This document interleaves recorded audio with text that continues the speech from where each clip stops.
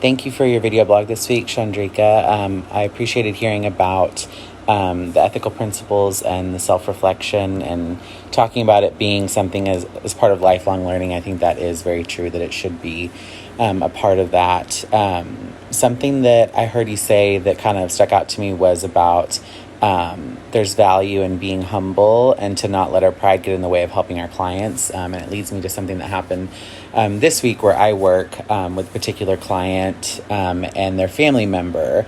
And we're struggling a lot with this client. They're in a facility where they're being mandated to be in treatment. They're in an inpatient facility.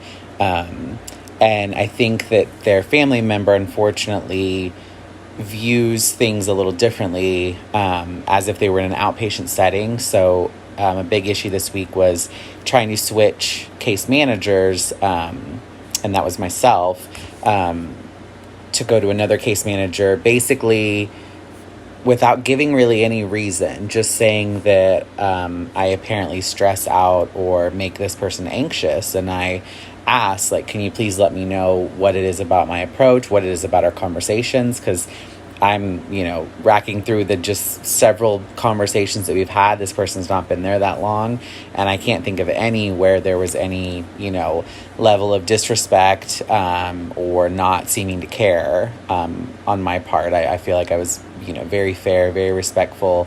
If there was questions that needed to be answered, I helped that person answer those questions. So this kind of stuck out to me in terms of was I feeling like I had pride getting in the way of helping the client.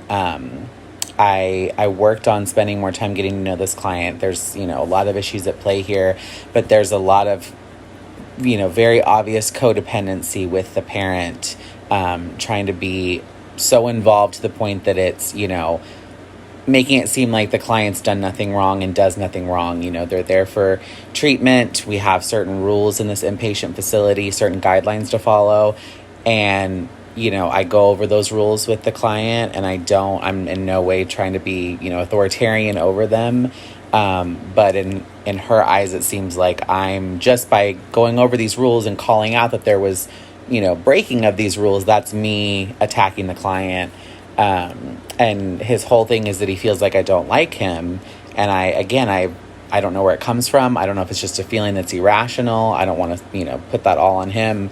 But I thought of my own experience with counseling and when I've talked to other counselors where you don't have to like everything about your counselor for them to be effective for you.